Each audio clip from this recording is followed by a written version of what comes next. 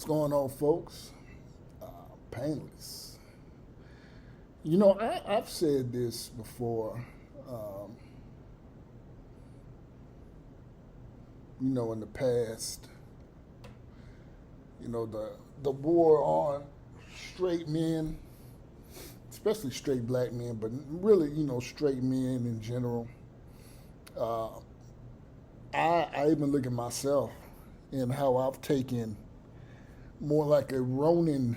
Well, yeah, like a Ronin, just retiring to my own self and personal achievements.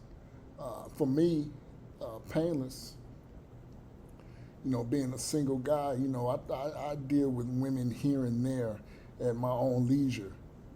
Uh, I pretty much work, hit the gym, come home, and that's it. Now, first off, some people may, you get into people, especially women, and I said this a little briefly in my last video. You got these women that, are, don't be boring. If you just stay at home all the time, swipe left, and all this shit. Now, these are the same women who are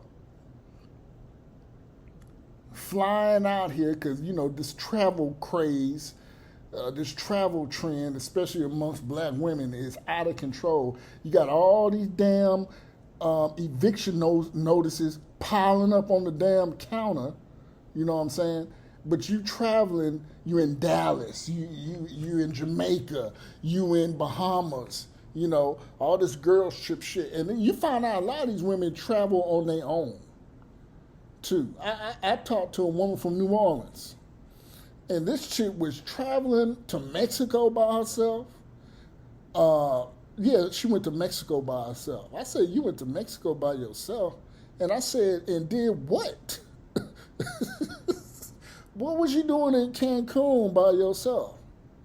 And like I said, you take the risk. You see, look, let me say this. I think the passport bro movement is interesting. I guess because I've been there, done that. I've done it under most of my travels in the military.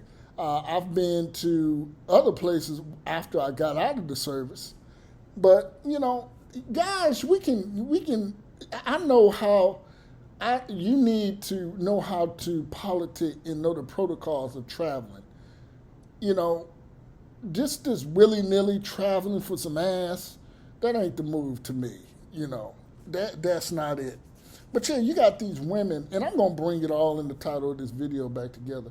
You got a lot of women out here just really lonely and traveling, spending money they ain't got, working, it just amazes me.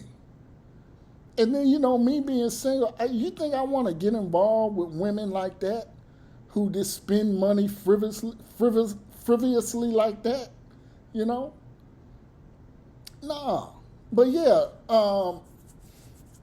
there's this attack, like I said, I'll go out. When I go out and hang out, it's for a specific purpose. I'm not just going out hanging at the bars and shit, $5 Modelo's, dollar lemon drops, $2 rum and cokes, all that bullshit. Them days is over with. I don't even know if you can get $2 rum and cokes no more, But I don't just hang out in bars. Now I do like a cigar here and there, a good stick. I know a couple owners of some cigar lounges. I'll go in there, especially during football season. I'll go in there and have a stick. Me and a partner of mine, I have about 2 sticks and about 2 bourbons, and I bring my butt back home, and I'm chilling. And then, I'm 44 years old. I don't hang with an entourage of dudes. The days of mobbing 15, 20 deep to Rumors nightclub, Honolulu, Hawaii, them days is over. I don't do that no more. You know, them days is gone. This is like mid 90s, early 2000s shit. You know, I don't do that.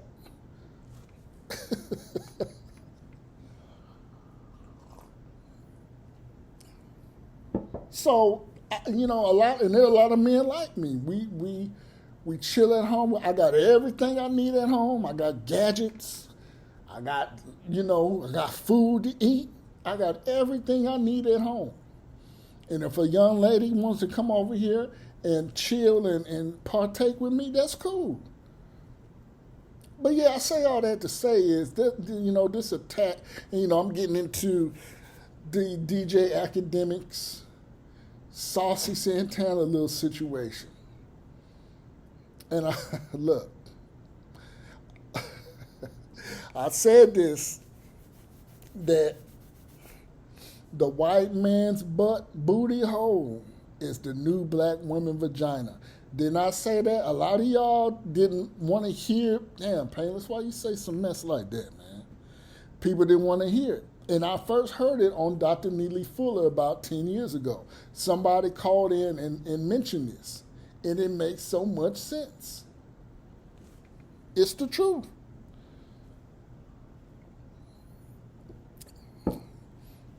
The white man's butt is the new black woman vagina. What does that mean, Painless? Well, see this little beef with salt. See, it's this all correlates. You got the LGBT, ABT, ABC mafia, to where you're more. Let me tell you something. You, as a black man, you are more accepted if you're a black man, you'd be more accepted if you brought a white man around if you was strutting around as a gay homosexual black man and you was messing with a Chad or Brad, whatever they call them, you would be more accepted than if you, as a black man, strutted around with a decent, okay white woman. Ain't that some shit? That's where we at, folks. In the so-called black community, you are okay. You are okay amongst the brothers and the sisters, the kings and queens. You are more accepted if you brought home a white boy as a black gay man than if you was the brunt. You know what I'm saying? Because the sassiness and the okayness in the so-called black community that has allowed to fester and to gain ground amongst black folks, it's out of this world.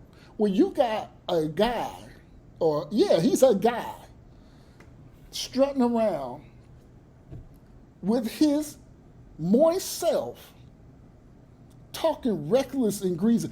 Back in the day, look, let me tell you something. Back in the day, you got punched on because we knew you was like that. And I said this back in the past.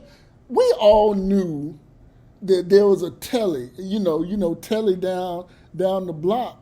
He kind of limp wrist. And we all knew it's always been there. But you know what? Telly knew to stay in his lane. Talk reckless to one of the mob members if you want to.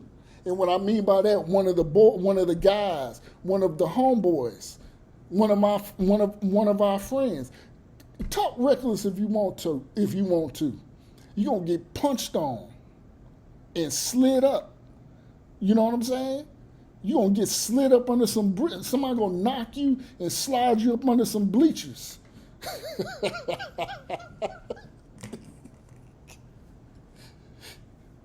You know what I'm saying? At the basketball game, your ass gonna get slid right under them damn bleachers, talking crazy.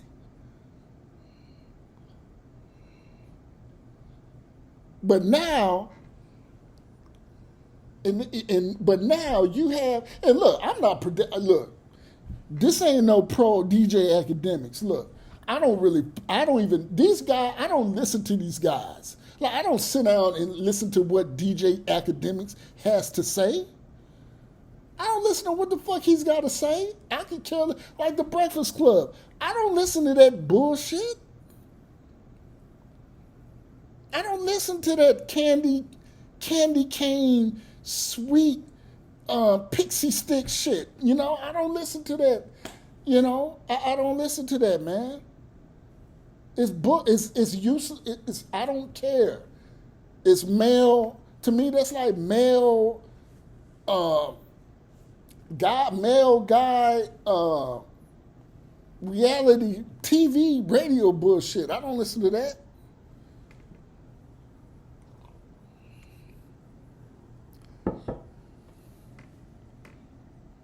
So this is what's allowed to take ground, slickness. Now you have Queen Latifah jumping in and running her damn mouth. Role reversal. This is why if you're a guy like me, people in this community, in the ABC community, they know who the fuck, they know who they can get away with this and who they can. When they see me, they're like, oh, that's not the nigga to try. That's not the dude to get sat. You know what I'm saying? But see, I stay out of their business. Like if I see two studs walking, hey, whatever. Shit ain't got nothing to do with me. Ain't got nothing to do with me. And in a sense, I think they respect, like, okay, Mr. Painless, blah, hey, whatever. But they know what time I'm on. See, when you always in the mix, like DJ Academics, running your mouth, and that's, it's I kind of agree with Queen Latifah. But I'm not, it's for a different reason. See, when you in the mix, talking about people like Tasha K and all them, running your damn mouth, always got some shit to say, always in other folks' business, this talking out of turn, out of pocket. You know what I'm saying? You always got something to say about somebody else instead of minding your own damn business. See, when you in that, you become fair game. And that's what DJ Academics has become, fair game. Mind your damn, you live longer, you mind your own business, truth be told. You'll live longer. You'll preserve your life. But yeah, this is what it is, man. It's a army. And like I said, here you had this manifesto from that trans person, he, she, these people, I don't, anyway, it was leaked about that manifesto, and I'm here in the Nashville area. And Nashville they just voted in they just voted in a pro-LGBT Jewish mayor here. So that goes without being said. We already know what time that is. Many of these southern cities are becoming, you got all these people from California and shit, New York, moving down here, and they changing the political landscape. Or it's changing. It ain't changing too much. Like Nashville is the white folks' Atlanta. That's all Nashville is. Nashville, the powers that be refuse to let Nashville turn into to turn into a Memphis. So they got these white folks got Nashville on lock. You go down to Nashville, only black folks you really see down in Nashville is the help, i.e. security guards, Negroes sweeping up trash, serving food, or if they flew here from out of town. That's it. Other than that, it's Caucasians on Broadway all day. You don't see a lot of black people downtown Nashville in any given time. You don't.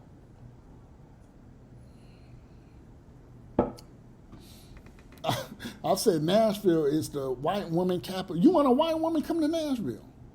You want a white woman come? If you just want a white woman come to Nashville, it's white woman capital here. It is. Ain't nothing wrong with that. I'm just saying. But the land, you see, I just didn't understand why were they trying to hold on so long for this manifesto. And then when I was able to get on Twitter and kind of see, I was like, y'all making a big fuss over this shit? Like, this is what they claim the family doesn't. See, on the media, they claim the family didn't want to relive this and didn't want this to come out. I don't think that to be true, because I haven't heard the family say it. But then when I saw it, I'm like, damn, y'all hooping and hollering over this shit? Like, it's what was I already assumed. Anti-white, anti-Christian, mad at the world, all this, it was fun. She was calling, or he was calling, white people crackers and stuff. And then see, and it all makes sense, because look, amongst those communities in the LGBT, they're pro BLM, which really isn't Black Lives. It's really pro LGBT. And then you couple that, you have in these communities, in the LGBT, and I'm going to get to why I think this shit, why the powers that be kind of want this shit to keep going. You have a lot of beta-ass white men now that have just really, just thrown in the towel and said, you know what? I'll be a little bitch. I mean, everybody hates me anyway, and they just fold it up. In the LGBT, there's really this fetishization with being cucked, being abused, being dominated. So this fetishization with black men, quote unquote, the BBC in these communities. Damn, parents, how you know that shit? Hey, I research. It's on the internet. When you delve into these topics of LGBT, BLM, you find all it is a bunch of anti-white feminization, basically the prerogative to be a perv. These people want the prerogative to be a perv, which leads me into why I believe the powers that be allow this to happen. Do you know the lieutenant governor of Tennessee was caught sending, I think, lewd pictures or messages to a member of the LGBT community? And that person, of course, outed his undercover perv ass to the media. Now here you have an old pot-belly, toddler dick white guy in a position of power talking out of two sides of his mouth. On one side, he's like, no, we can't have these types of drag shows. We're going to prohibit them and this.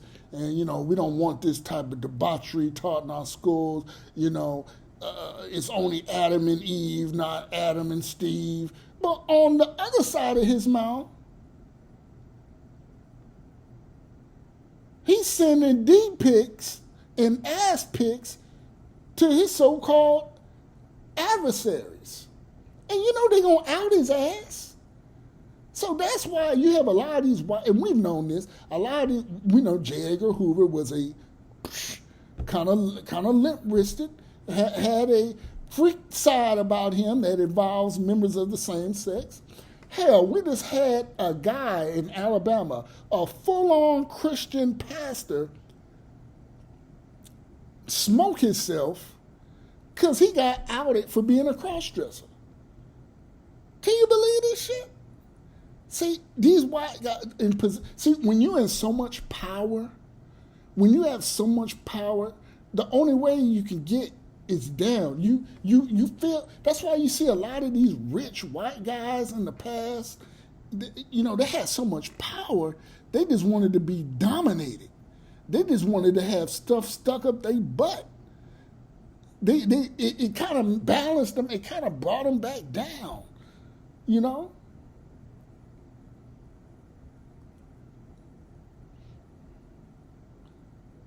want that. They want that big black buck.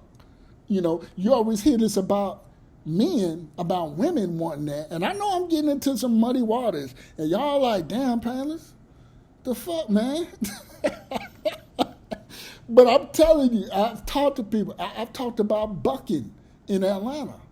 How this girl I knew from Atlanta, she said there's a lot of black men. And there's other channels I listen to, I get information from, and I put two and two together. But this idea that, you always had the white woman older woman, always wanted that BBC, especially as they get older. And these young guys, these young black guys out of here, especially nowadays, 21, 23 years old, broke as all get out, selling themselves sexually to both older Caucasian women and older Caucasian men. I'm serious. I'm dead ass. I am dead ass. So you got a 70-year-old white man that propositions a 21, 20-year-old broke, dusty brother out here, young brother out here, that say, hey, I'll give you $900 if you put it in me. He's going to do it. I know it's crazy. I know y'all don't want to hear this. But it all correlates with this whole thing, with this manifesto and this shooter. Anti-Caucasian, anti-white, anti-family, anti-family. If you look in the manifesto, she mentions she hated them little kids. Little blonde kids, here comes a guy in his white guy in his Corvette. This whole anti self-achievement. And you have that amongst people, even in the so-called black community. You hate people that see, when you do, look, that's why I don't tell people I made achievements, because people low-key hate on you, even in your own family. And we know in the so-called black community, we've been saying this for years. You get more accolades and low-key accolades and acceptance by doing 12 years in the pen than me going and getting my master's degree. That, black folks have this this whole,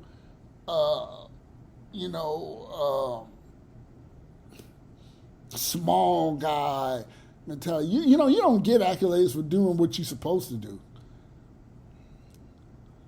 You get accolades. Yeah, he been through stuff. Yeah, it ain't nothing wrong with going through stuff. Oh, he been through something. I know he know. He been through it. See, you were born with a silver spoon in your mouth. You ain't never been through nothing. You know? And that can all be, you look at that type of rhetoric, it all traces back to religion, Christianity. The woe is me, everything, if it ain't come hard, it ain't worth having, bullshit. I can think of things I've gotten with relatively ease that didn't require hard work. It required being goddamn smart and using some sense.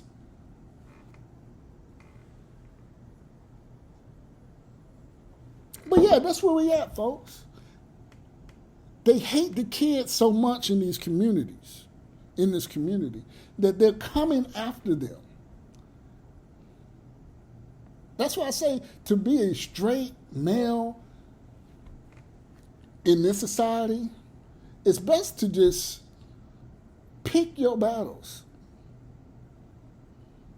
Don't be like academics out here running your damn mouth. People running up in this brother's house, talking about he got 50 guns, But that's where we at. That is where we at, folks. Just, man.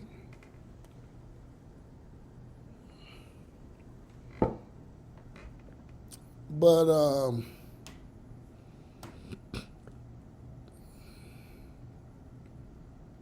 yeah, I'm just looking at some messages. But yeah, that's that's where we at, man. Like I just didn't understand what was the big deal about not putting this manifesto out. But like I said, when you in positions of power, like this lieutenant governor of Tennessee, when you part of the goddamn problem, when you acting like you against this, but you dropping it like it's hot behind closed doors, then you put two and two together. You see why. They want this shit to go on. They want it. Because to ban it, they would take these guys be living these double lives, married. When you're married, getting busted in their ass by young guys, it makes sense now. It makes sense. The powers that be want this shit to go on. They don't want, because any other time this shit would have been out. This would have been out. That damn manifesto would have been out. And this was only 3 pages, but there's more. I heard there's even a video.